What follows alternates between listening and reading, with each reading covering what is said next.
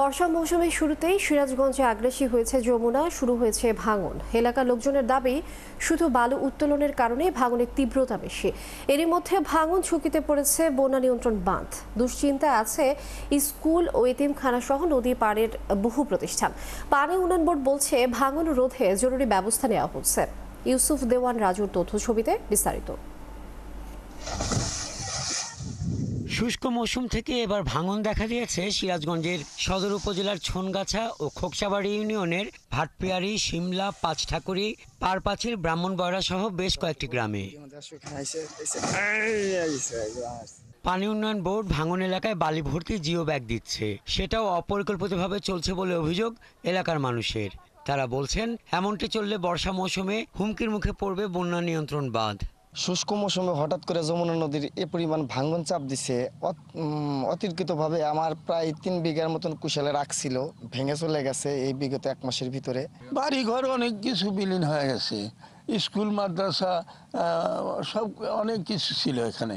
এলাকার লোকজন আরও দাবি করে, 2 ইউনিয়নে অবৈধ বালুমহলের কারণে 2007 সালে নির্মিত বন্যা নিয়ন্ত্রণ বাঁধটি হুমকির মুখে পড়েছে।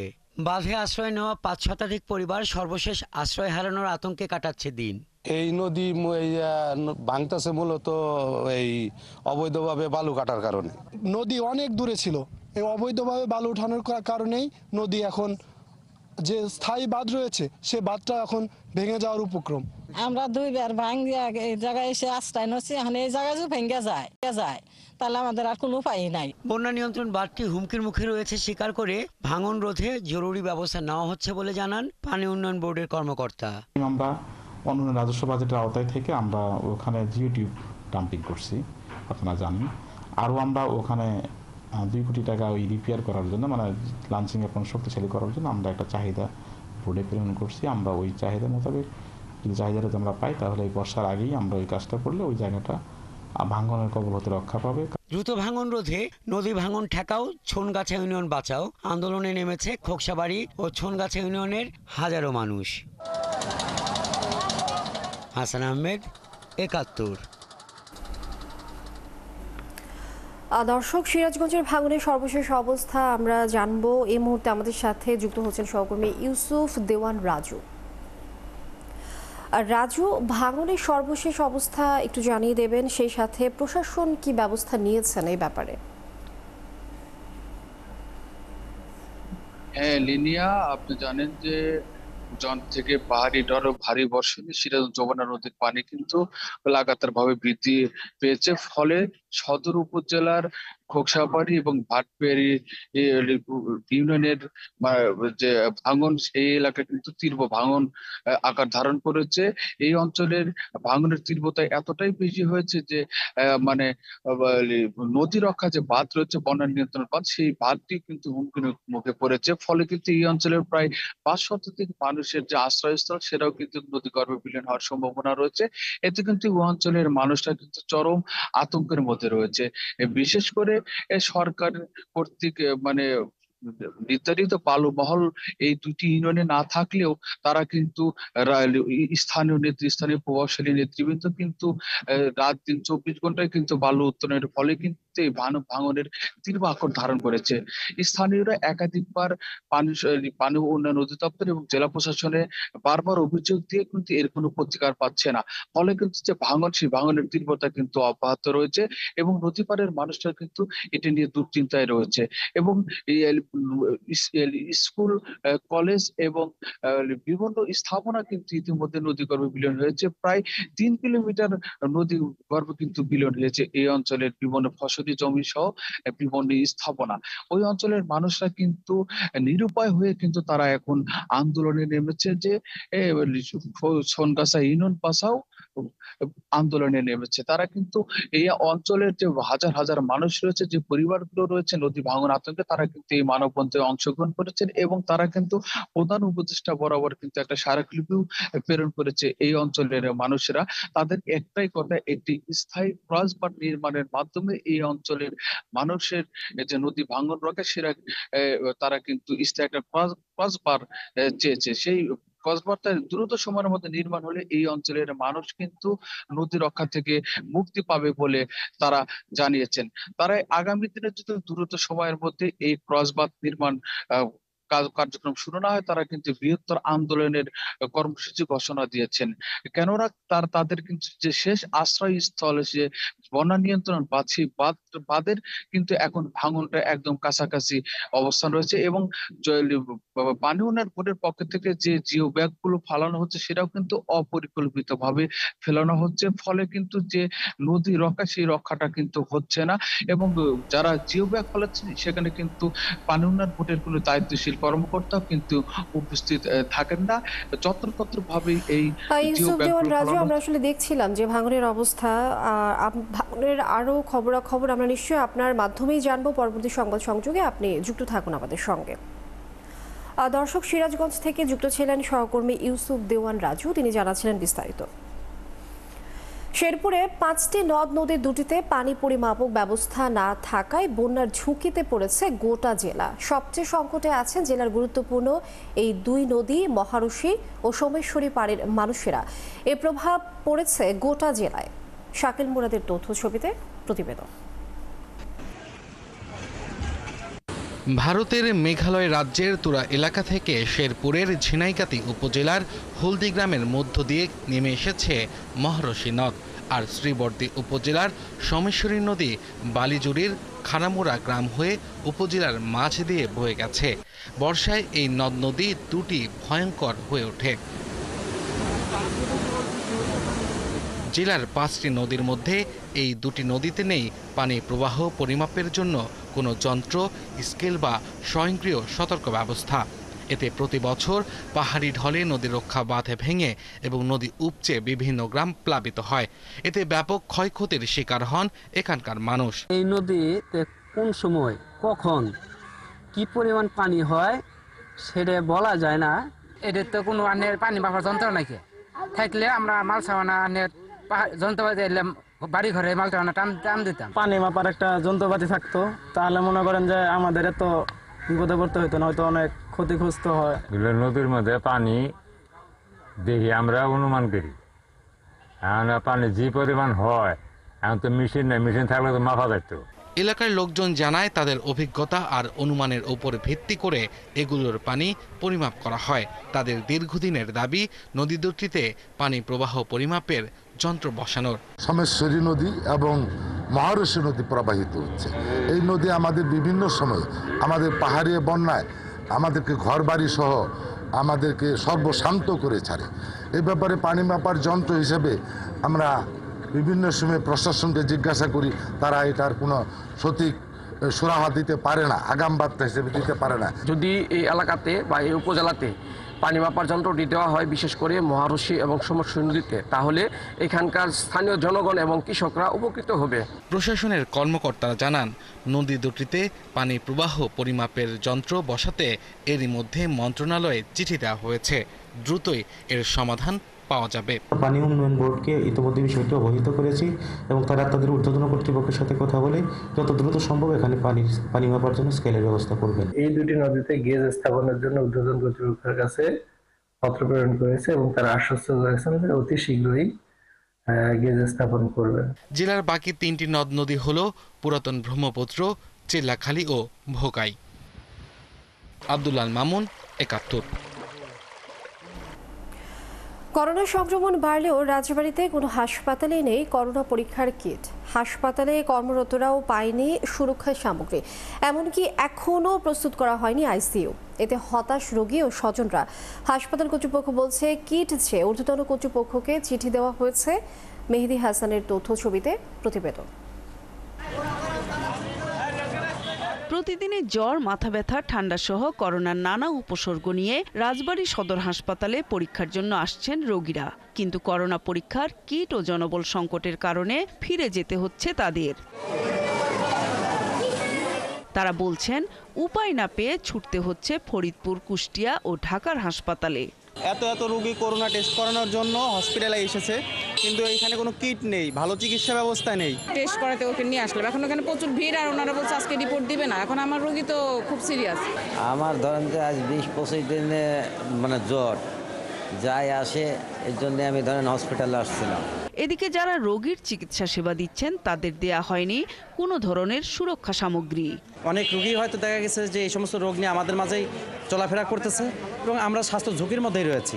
কোভিডের ইনস্ট্রুমেন্ট আমরা এখনও পাই নাই, পিপি, তারপরে আমাদের যে রিয়েজেন্টগুলো, টেস্ট ডিভাইসগুলো, এগুলো আমরা পাই নাই, যার কারণে চালু করতে পারি নাই। বর্তমানে যে করোনা বাড়ছে এর ভিতর কোনো কিছু দেওয়া হয় নাই, মাস্ক বা স্যানিটাইজার কোনো কিছুই দেওয়া হয় নাই। রাজবাড়ী সদর হাসপাতালের তত্ত্বাবধায়ক জানান আগের সুরক্ষা সামগ্রীগুলোর মেয়াদ শেষ হয়ে নষ্ট হয়ে গেছে।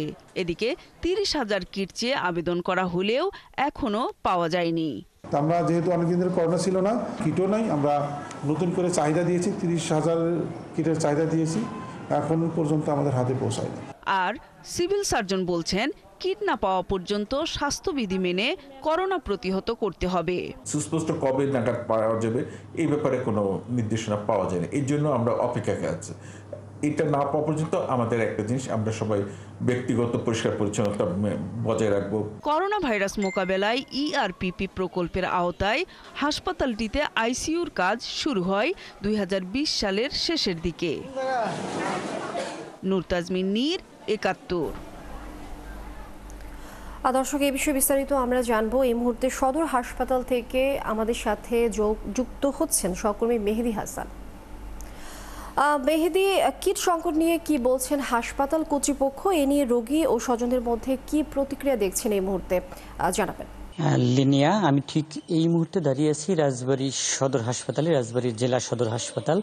আর একটি প্রবাদ দিয়ে আসলে শুরু করতে হয়। আপনি জানেন যে একটি প্রবাদ রয়েছে যে রাজার গরু কিতাবে থাকলেও গোয়ালে নেই, কিন্তু তার বাস্তব চিত্র, বাস্তব প্রমাণ রয়েছে। এই যে আমার পাশেই যে সাইনবোর্ডটি দেখছেন, এই সাইনবোর্ডটি কিন্তু লেখা রয়েছে, এটি 100 শয্যা বিশিষ্ট হাসপাতাল যখন ছিল তখন এই সাইনবোর্ডটি টানানো, এবং এই সাইনবোর্ডটি একটি আইসিইউ কার্যক্রম যে চলমান রয়েছে এই হসপিটালে সেটিকেই কিন্তু বোঝানো হয়েছে। মূলত এই সেবাটি এই রাজবাড়ী সদর হাসপাতালের কোভিড-19 ইআরপিপি প্রকল্পের আওতায় রাজবাড়ী সদর হাসপাতালের একটি আইসিইউ ইউনিট চালু করার কথা থাকলেও সেটি কিন্তু 2020 সালে শুরু হয়েছে, সেটি কিন্তু এখনো পর্যন্ত এই হাসপাতাল কর্তৃপক্ষ চালু করতে পারেনি। এই হাসপাতালে আইসিইউ সেবা নেই, কিন্তু বাইরে একটি সাইনবোর্ড টানানো রয়েছে, তালাবদ্ধ কিন্তু রয়েছে সেই রুমটি আমরা দেখেছি।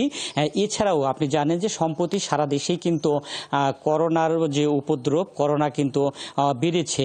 রাজবাড়ী জেলাতে এই পর্যন্ত এই দ্বিতীয় ধাপে এখনো পর্যন্ত কোনো করোনা রোগী শনাক্ত করতে পারেনি এই হাসপাতাল কর্তৃপক্ষ। হাসপাতাল কর্তৃপক্ষ বলছে তাদের করোনা পরীক্ষার যে কিট, সেই কিট সংকট, সেই কিট নেই, যে কারণে তারা হাসপাতালে করোনার যারা রোগী আসছেন, যারা করোনার বিভিন্ন উপসর্গ নিয়ে জ্বর, সর্দি, কাশি নিয়ে আসছেন, তারা তাদেরকে সেই সুচিকিৎসা দিতে পারছে না। তারা পার্শ্ববর্তী ফরিদপুর এবং কুষ্টিয়া এবং ঢাকার যাওয়ার জন্য তারা পরামর্শ দিচ্ছেন।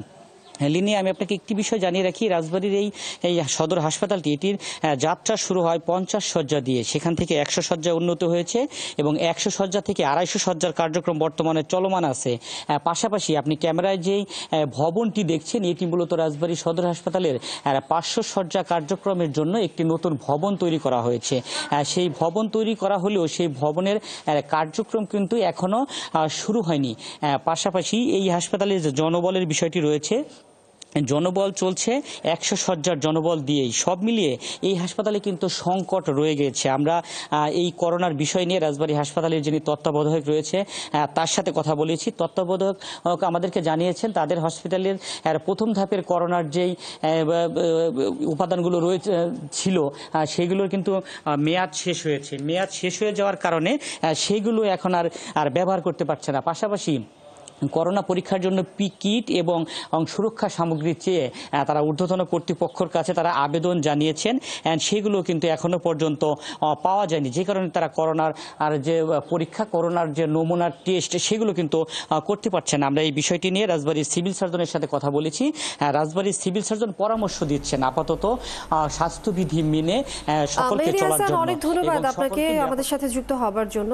দর্শক, রাজবাড়ী সদর হাসপাতাল থেকে যুক্ত ছিলেন আমাদের সহকর্মী মেহেদি হাসান। 5 দফা দাবিতে সিলেটে 48 ঘন্টার পণ্য পরিবহন ধর্মঘট পালন করছে ট্রাক, পিকআপ ও কাভার্ড ভ্যান শ্রমিক ইউনিয়ন। দাবিগুলো মানা না হলে কঠোর আন্দোলনের ঘোষণাও দেওয়া হয়েছে।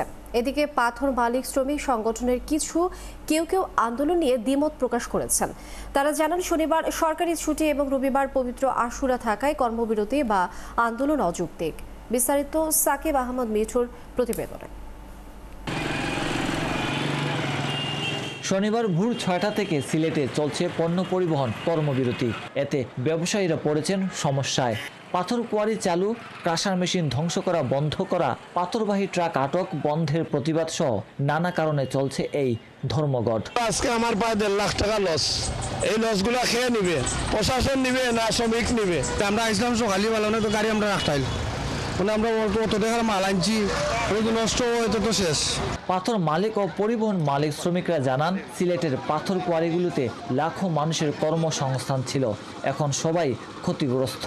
গাড়ির মালিকরা কিস্তি দিতে পারতেছে না এবং গণ এবং পণ্য পরিবহন ধ্বংস করার জন্য যে আইনকে ওনার উপদেষ্টা মণ্ডলীর সদস্য রিজওয়ানা হাসান যে আইনকে বাস্তবায়ন করতে যাচ্ছে, এটা কিন্তু সারা বাংলাদেশের জনগণ কিন্তু মেনে নেবে না।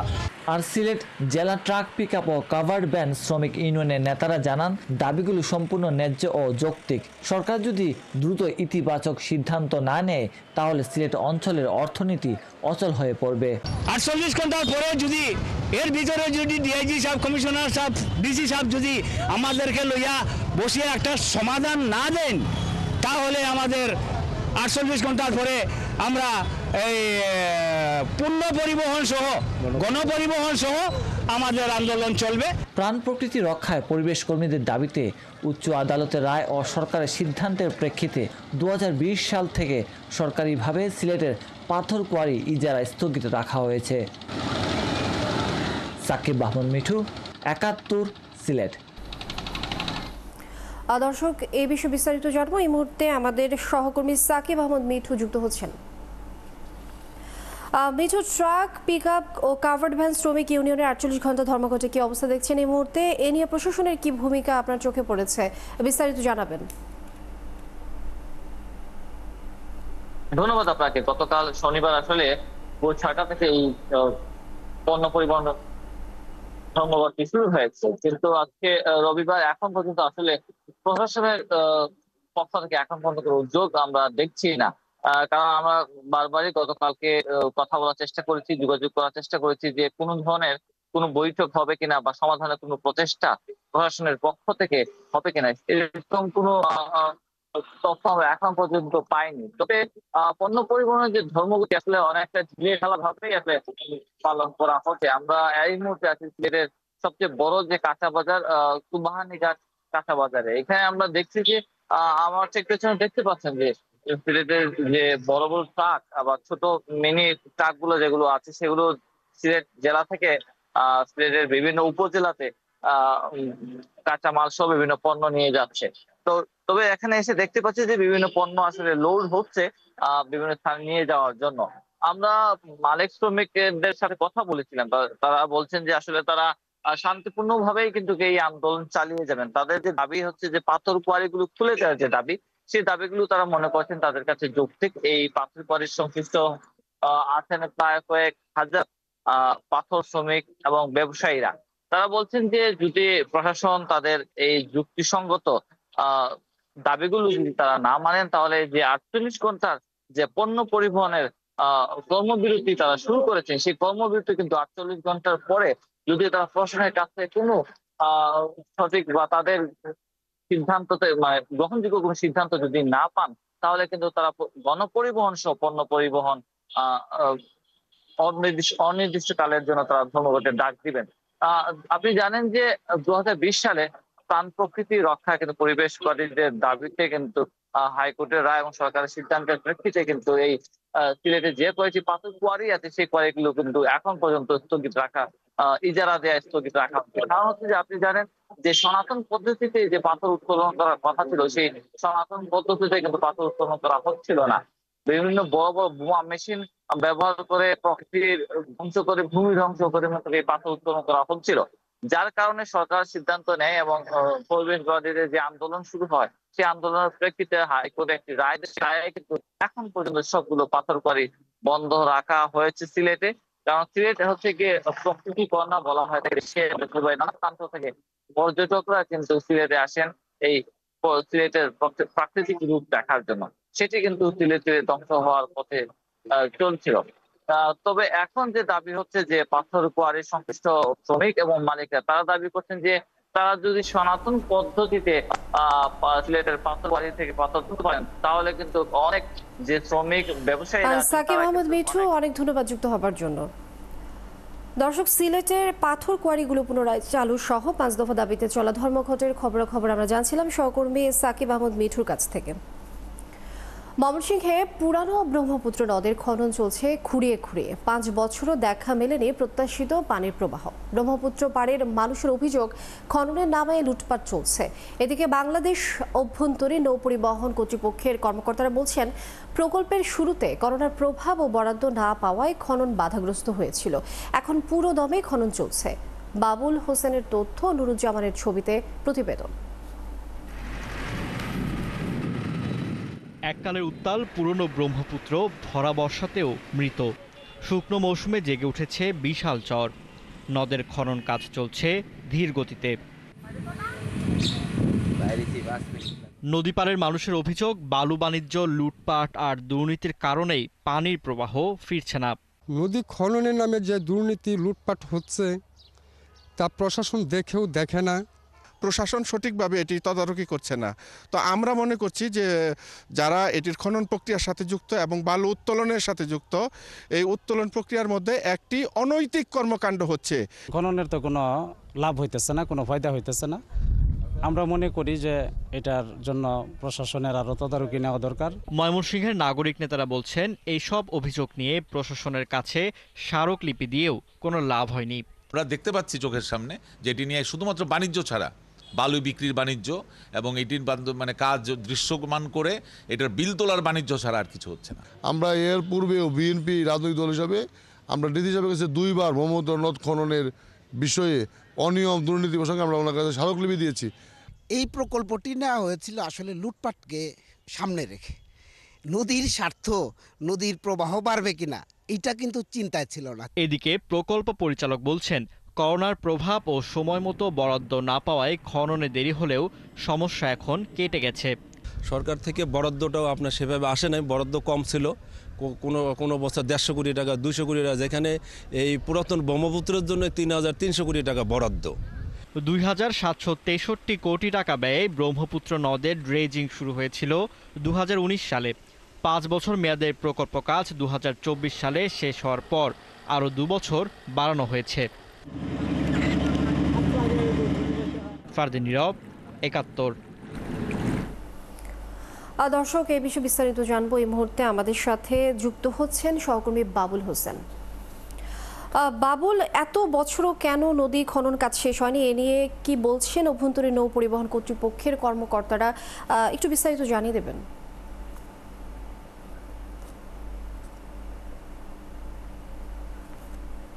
খনন প্রকল্পের যে প্রকল্প পরিচালক প্রকৌশলী সাইদুর রহমান, তিনি যেটি দাবি করেছেন যে প্রকল্পের শুরুতেই করোনার একটি প্রভাব এবং ধীর গতির যে প্রকল্পের অর্থ ছাড়ের কারণে আসলে সময় মতো এই প্রকল্পটি যে কাজ দৃশ্যমান হয়নি। তবে তারা আশা করছেন যে এখন করোনার প্রভাব কেটে গেছে, তারা দ্রুত গতিতে তারা এই প্রকল্পের কাজ শুরু করেছেন খনন। এবং ব্রহ্মপুত্রের যে উৎসমুখ, যেটি দেওয়ানগঞ্জ, যেটি জামালপুরে অবস্থিত, সেই উৎসমুখের যে 10 কিলোমিটার সেটি কাটা শুরু হয়েছে। এখন এই ব্রহ্মপুত্রের প্রবাহ বাড়বে বলে তারা আমাদেরকে জানিয়েছেন। কিন্তু যেটি আমরা দেখেছি যে 19 সালে প্রকল্পটি শুরুর পর থেকে বিভিন্ন পয়েন্ট, সেই আপনি জানেন যে কিশোরগঞ্জ, ময়মনসিংহ, শেরপুর, জামালপুর এবং গাইবান্ধা, এই 5টি জেলা জুড়ে যে প্রকল্পের কাজ শুরু হয় খনন, শুরু থেকে একটি অব্যবস্থাপনা, বিশেষ করে খননের কাজ করছিল বাংলাদেশ অভ্যন্তরীণ নৌ পরিবহন কর্তৃপক্ষ এবং বালু ব্যবস্থাপনার দায়িত্ব দেওয়া হয় স্থানীয় জেলা প্রশাসন বা প্রশাসনকে। তো বিভিন্ন জায়গা যে খননের পর বিচ্ছিন্নভাবে নদীর ব্রহ্মপুত্রের পাড়ে যে বালু তুলে রাখা হয়, সেটি একেবারেই নদীর পাড়ে, এবং বর্ষাকালে যখন বৃষ্টি ছিল বা কিছুটা পানি আসে, সেই বালু গড়িয়ে কিন্তু আবার নদীতে চলে গিয়েছে। এই কারণে এই যে খননের যে দৃশ্যমান, সেটি আসলে দৃশ্যমান হয়নি খননের কাজ। এটি যদিও প্রকল্পে বলা হয়েছে যে 90 মিটার অর্থাৎ প্রায় 300 ফুট প্রস্থ এবং 8 থেকে 10 মিটার গভীরতা এই খননটি করার কথা। কিন্তু আমরা দেখছি যে যেখানে খনন শেষ হয়েছে সেখানে অনেক জায়গায় আসলে এই যে প্রশস্ত এবং 8 থেকে 10 থেকে 4-5 ফিট খনন করা হয়েছে।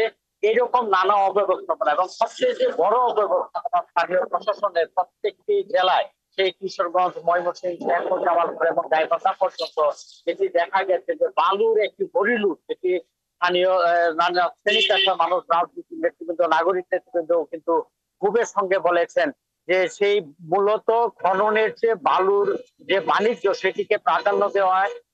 এই যে খননের যে প্রকৃত অর্থে যে খনন কাজ সেটি আসলে দৃশ্যমান হয়নি, যে কারণ এই খননটি বালু নির্ভর হয়ে গিয়েছিল এবং এই বালুর একটি হরিলুট কারবার আমরা দেখেছি যে কোনো নজরদারি নেই স্থানীয় প্রশাসনের এবং যে যেভাবে পাচ্ছে সেই। বাবুল হোসেন, অনেক ধন্যবাদ আপনাকে। দর্শক, ময়মনসিংহের পুরনো ব্রহ্মপুত্র নদের খনন চলছে খুঁড়িয়ে খুঁড়িয়ে। এ বিষয়ে আমরা বিস্তারিত জানছিলাম সহকর্মী বাবুল হোসেনের কাছ থেকে। জাতীয় নাগরিক পার্টির জুলাই পদযাত্রা চলছে সারা দেশে। এ নিয়ে পদযাত্রার আরও খবর জানবো দর্শক। এই মুহূর্তে নওগাঁ সার্কিট হাউস থেকে আমাদের সাথে সরাসরি যুক্ত হচ্ছেন সহকর্মী তন্ময় ভৌমিক। তন্ময়, আপনি আছেন জেলা সার্কিট হাউসে, সেখানে জাতীয় নাগরিক পার্টির এখন কি কার্যক্রম চলছে জানাবেন।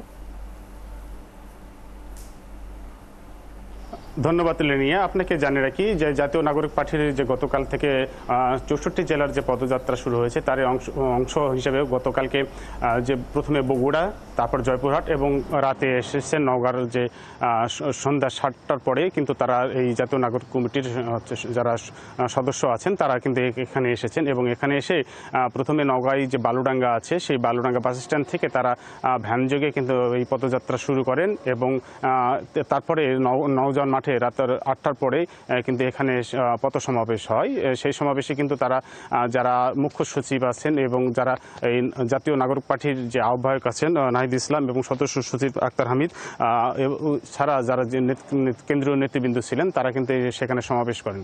সমাবেশ করে তারা রাত প্রায় 9:30টার পরে কিন্তু তার এই সমাবেশটা অনুষ্ঠিত হয়। সেখানে কিন্তু বিশেষ করে তরুণরা কিন্তু হাজার হাজার আসেন। সেখানে কিন্তু তারা এখানে একটা সমাবেশ করেন এবং তারা যে বিভিন্ন সময় দাবি দেওয়া করেছেন যে এই যে আওয়ামী লীগ সরকার আমলে সেই অন্যায় অত্যাচার এবং যে বিভিন্ন সময় জুলুম করা হয়েছে, মামলা দেওয়া হয়েছে, হামলা দেওয়া হয়েছে এবং যে গণ আন্দোলনের সময় তারা যে পুলিশ প্রশাসন সব বিভিন্ন বাহিনীর দ্বারা যে নির্যাতনের শিকার হয়েছেন তাদের প্রতি সমবেদনা করেন এবং যারা শহীদ আছেন তাদের পরিবারের সঙ্গেও কথা বলেন।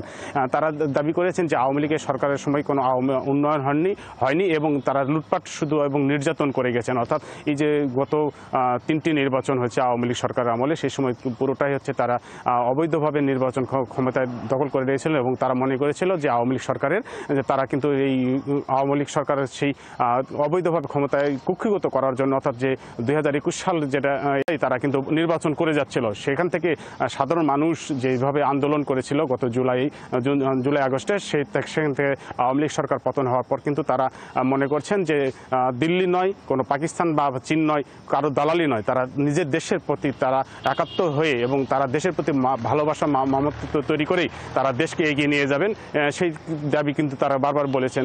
তারা এবং জাতীয় নাগরিক পার্টির পক্ষ থেকে কিন্তু তারা ভোট চেয়েছেন। তারা আগামীতে ক্ষমতায় এসে দেশের উন্নয়নে তারা কিন্তু কাজ করবেন বলে জানিয়েছেন। আপনাকে জানিয়ে রাখি গতকাল রাত 9টার পরে যখন 9:30টার দিকে তারা এই সমাবেশ শেষ করেন তারপরে তারা যে যার মনে অবস্থান করছেন আজকে শেষ করেছেন এবং তারা তারপরে রাতে বিভিন্ন জায়গায় তারা কিন্তু অবস্থান করছেন।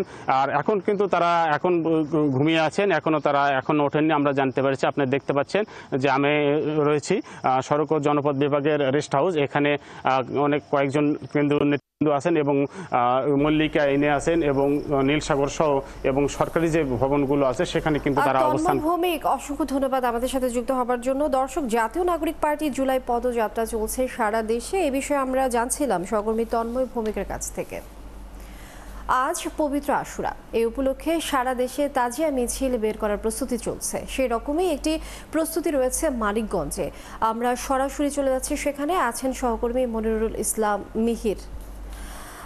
মিহির, আজ পবিত্র আশুরা, কি আয়োজন আছে পবিত্র আশুরার, আর এই মুহূর্তে কি দেখছেন বিস্তারিত জানাবেন।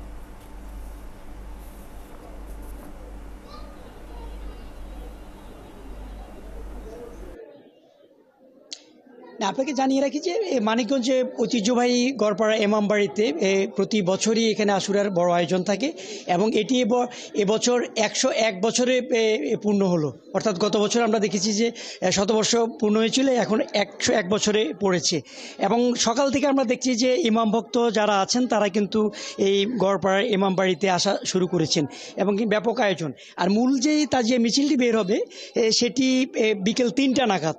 অর্থাৎ আপনাকে যদি বলি 1 মহরম থেকে এখান থেকে কাশেদের দল 30টি কাশেদের দল বাংলাদেশের বিভিন্ন জেলায়, টাঙ্গাইল, ফরিদপুর, রাজবাড়ী সহ বিভিন্ন জেলায় তারা কিন্তু বের হয়ে গিয়েছে এবং সেখানে যে কারবালার যে শোকাবহ ঘটনা সেগুলি কিন্তু তারা ঐতিহ্যবাহী ঘটনাগুলি তুলে ধরেছে এবং ধরে আজ দুপুর নাগাদ তারা এই ইমামবাড়িতে এসে জড়ো হবেন এবং এখানে জড়ো হওয়ার পরে এখান থেকে তাজিয়া মিছিলটি বের হবে। ঐতিহ্যবাহী তাজিয়া মিছিলে প্রায় তারা আশা করছেন যে 50,000-এর মতো মানুষ এখানে জড়ো হবেন। প্রতি বছরই আমরা দেখি যে এখানে তেমনটি মানুষ জড়ো হন।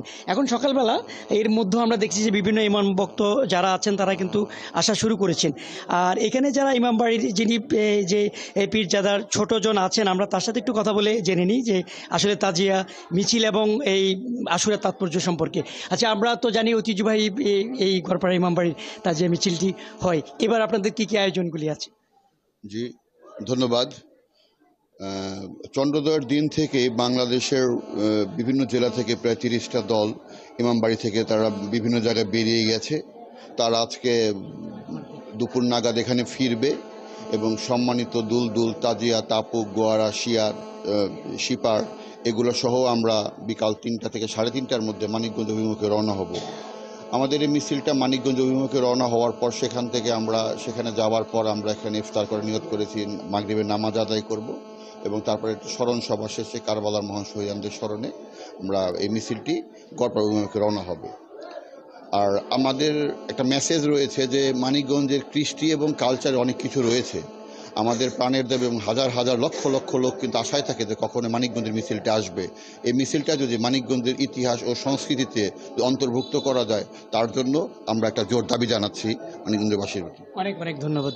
শুনছিলেন আসলে যে যেমনটি বলছিলাম যে প্রতি বছরই ঐতিহ্যবাহী যে এই তাজিয়া মিছিলটি হয় সেটির জন্য অপেক্ষা করেছেন এবং আমরা দেখি যে এখান থেকে যখন তাজিয়া মিছিলটি বের হয় তখন রাস্তার দুধারে শত শত মানুষ কিন্তু সেটি দেখে এবং এবারও এই আয়োজনটি কিন্তু আছে এবং পরবর্তীতে ইমাম ভক্ত যারা আসবেন আমরা পরবর্তী নিউজগুলিতে হয়তো সেগুলি আবার তুলে ধরতে পারবো।